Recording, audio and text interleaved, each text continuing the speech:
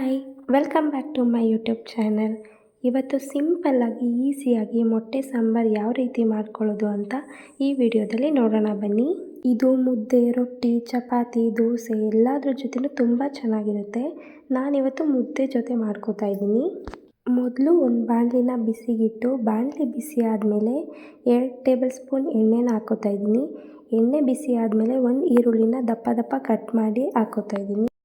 Next ಈರುಳ್ಳಿ ಸ್ವಲ್ಪ fry ಆದಮೇಲೆ ನಾನು 1 ಗೆಡ್ಡೆ ಬೆಳ್ಳುಳ್ಳಿನ ಸಿಪ್ಪೆ ತೆಗೆದು ಸೇರಿಸ್ಕೊತಾ ಇದ್ದೀನಿ. ಮತ್ತು 1 ಇಂಚು ಶುಂಠಿನ ನಾನು ಪೀಸ್ ಮಾಡಿ ಸೇರಿಸ್ಕೊತಾ ಇದ್ದೀನಿ. ಇದನ್ನು ಸ್ವಲ್ಪ ಎಣ್ಣೆಯಲ್ಲಿ ಫ್ರೈ ಮಾಡ್ಕೋಬೇಕು. ಸ್ವಲ್ಪ ಕಲರ್ ಚೇಂಜ್ ಆಗೋವರೆಗೂ ಫ್ರೈ ಮಾಡ್ಕೋಬೇಕು. ನೆಕ್ಸ್ಟ್ ಇವಾಗ 1 ಟೊಮ್ಯಾಟೊನ ದಪ್ಪ ದಪ್ಪ ಕಟ್ ಮಾಡಿ ಸೇರಿಸ್ಕೊತಾ ಇದ್ದೀನಿ. ಟೊಮೆಟೊನೂ ಕೂಡ ಸ್ವಲ್ಪ ಸಾಫ್ಟ್ ಆಗೋವರೆಗೂ ಎಣ್ಣೆಯಲ್ಲಿ ಫ್ರೈ ಆಗಬೇಕು. ಹಾಗೆ 3 ಲವಂಗ, 1 ಪೀಸ್ ಚಕ್ಕೆನ ಹಾಕ್ಕೋತಾ ಇದ್ದೀನಿ ಫ್ರೈ ಮಾಡ್ಕೊಳ್ಳೋದಕ್ಕೆ. ಆಮೇಲೆ ಗ್ಯಾಸ್ನ ಆಫ್ ಮಾಡಿಬಿಟ್ಟು ಇವಾಗ 1.5 ಟೇಬಲ್ ಸ್ಪೂನಷ್ಟು ಧನಿಯದ ಪುಡಿ, 1/4 ಸ್ಪೂನಷ್ಟು ಖಾರದ ಪುಡಿ, ನೀವು ಖಾರ ನಿಮಗೆ ಯಾವ ರೀತಿ ಬೇಕೋ ಆ ರೀತಿ ನೋಡಿ ಹಾಕ್ಕೊಳ್ಳಿ. ನೆಕ್ಸ್ಟ್ 1/4 ಟೇಬಲ್ ಸ್ಪೂನ್ ಆಗೋಷ್ಟು ಗರಂ ಮಸಾಲನ ಹಾಕ್ಕೋತಿದ್ದೀನಿ. ಹಾಕ್ಕೊಂಡು ಅದರಲ್ಲಿ ಚೆನ್ನಾಗಿ ಮಿಕ್ಸ್ ಮಾಡ್ಕೊಳ್ಳಿ.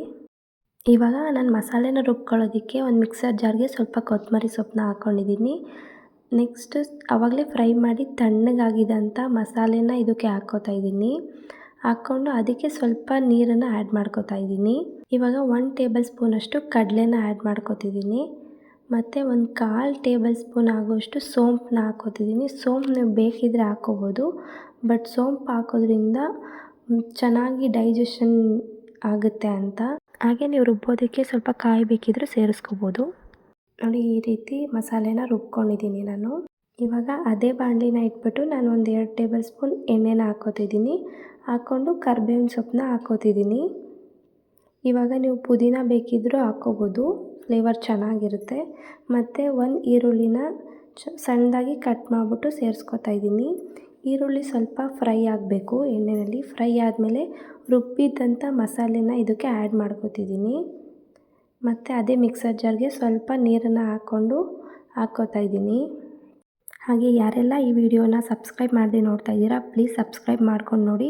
ಹಾಗೆ ಲೈಕ್ ಮಾಡಿ ಮತ್ತು ಕಮೆಂಟ್ ಮಾಡಿ.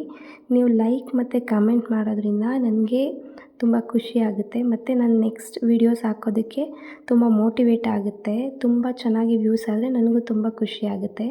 ಇವಾಗ ನಾನು ಇದಕ್ಕೆ 1 ಗ್ಲಾಸಷ್ಟು ನೀರನ್ನ ಸೇರಿಸ್ಕೊತಿದ್ದೀನಿ. ನಿಮಗೆ ಸಾಂಬಾರು ಯಾವ ಕನ್ಸಿಸ್ಟೆನ್ಸಿನಲ್ಲಿ ಬೇಕೋ ಆ ರೀತಿ ನೀರನ್ನ ನೋಡಿಬಿಟ್ಟು ಸೇರಿಸ್ಕೊಳ್ಳಿ. ನಿಮಗೆ ಚಪಾತಿಗೆಲ್ಲ ಆದರೆ ಸ್ವಲ್ಪ ನೀರನ್ನ ಕಡಿಮೆ ಹಾಕ್ಕೊಳ್ಳಿ, ಫ್ರೈ ಥರ ಇರುತ್ತೆ, ಗೊಜ್ಜು ಥರ. ಇವಾಗ ರುಚಿಗೆ ತಕ್ಕಷ್ಟು ಉಪ್ಪನ್ನ ಆ್ಯಡ್ ಮಾಡ್ಕೊಳ್ಳಿ. ಆ್ಯಡ್ ಮಾಡಿಕೊಂಡು ಸಾಂಬಾರು ನೋಡಿ ಈ ಕನ್ಸಿಸ್ಟೆನ್ಸಿನಲ್ಲಿದೆ. ಇದು ಸ್ವಲ್ಪ ಕುದ್ದ ಮೇಲೆ ಇನ್ನೂ ಗಟ್ಟಿ ಆಗುತ್ತೆ, ಅದರಿಂದ ನಾನು ಈ ಸ್ವಲ್ಪ ನೀರನ್ನು ಆ್ಯಡ್ ಮಾಡ್ಕೊಂಡಿದ್ದೀನಿ.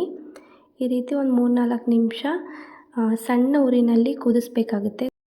ಇವಾಗ ಮೊಟ್ಟೆನ ಒಡೆದ್ಬಿಟ್ಟು ನಾನು ಇದಕ್ಕೆ ಸೇರಿಸ್ಕೊತಿದ್ದೀನಿ. ಮೊಟ್ಟೆನ ಸೇರಿಸುವಾಗ ನೀವು ಗ್ಯಾಸ್ನ ಫ್ಲಿಮ್ಮಲ್ಲಿ ಇಡಬೇಕು. ಸಣ್ಣ ಉರಿನಲ್ಲಿ ಇಟ್ಟು ನೀವು ಮೊಟ್ಟೆಗಳನ್ನ ಸೇರಿಸ್ಕೋಬೇಕು. ಬಿಡಿಯಾಗಿ ದೂರ ಮೊಟ್ಟೆಗಳನ್ನ ಒಡೆದು ಹಾಕ್ಕೊಳ್ಳಿ. ನೀವು ಮೊಟ್ಟೆನ ಡೈರೆಕ್ಟಾಗಿ ಬೇಕಾದರೂ ಇದಕ್ಕೆ ಸಾಂಬಾರಿಗೆ ಹಾಕ್ಬೋದು, ಆದರೆ ನಾನು ಒಂದು ಬೌಲ್ಗೆ ಹಾಕ್ಕೊಂಡು ಅದರಿಂದ ನಾನು ಹಾಕ್ತಾಯಿದ್ದೀನಿ ಇದಕ್ಕೆ. ನಾನಿಲ್ಲಿ ಒಂದು 5 ಮೊಟ್ಟೆನ ಸೇರಿಸ್ಕೊಂಡಿದ್ದೀನಿ. ನೀವು ಮೊಟ್ಟೆನ ಹಾಕ್ಬಿಟ್ಟು ಮಿಕ್ಸ್ ಮಾಡಬಾರ್ದು, ಆವಾಗಲೇ ಒಂದು 5 ನಿಮಿಷ ಬಿಡಬೇಕು. ನೋಡಿ 5 ನಿಮಿಷ ಬಿಟ್ಟ ಮೇಲೆ ನಾನು ತೋರಿಸ್ತಾ ಇದ್ದೀನಿ. ನೋಡಿ ಈ ರೀತಿ ನಿಧಾನಕ್ಕೆ ನೀವು ಮೊಟ್ಟೆನ ಹಿಂಗೆ ಟರ್ನ್ ಮಾಡ್ಕೋಬೇಕಾಗುತ್ತೆ. ಒಂದೊಂದೇ ಬಿಡಿಯಾಗಿ ನೀವು ಟರ್ನ್ ಮಾಡ್ಕೊಳ್ಳಿ. ನೀವು ಮೊಟ್ಟೆ ಹಾಕಿದ ತಕ್ಷಣವೇ ಈ ರೀತಿ ಟರ್ನ್ ಮಾಡಬೇಡಿ. ಇವಾಗ ಇನ್ನೊಂದು ಕಡೆನೂ ನಾನು ತಿರುಗಿಸಿ ಮೊಟ್ಟೆನ ಬೇಯಿಸ್ಕೊತಾ ಇದ್ದೀನಿ. ನೋಡಿ ಈ ರೀತಿ ನಿಧಾನವಾಗಿ ಒಂದೊಂದೇ ಮೊಟ್ಟೆನ ಈ ರೀತಿ ತಿರುಗಿಸ್ಕೊಳ್ಳಿ. ಜಾಸ್ತಿ ಮಿಕ್ಸ್ ಮಾಡೋದಕ್ಕೆ ಹೋಗಬೇಡಿ.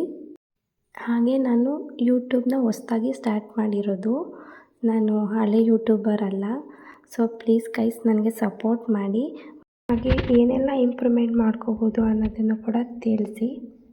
ಈಗ ನೋಡಿ ನಾನು ಮೊಟ್ಟೆನ ಈ ರೀತಿ ಕಟ್ ಮಾಡಿ ನೋಡ್ತಾ ಇದ್ದೀನಿ, ಒಳಗಡೆ ಬೆಂದಿದೆಯೋ ಇಲ್ವೋ ಅಂತ.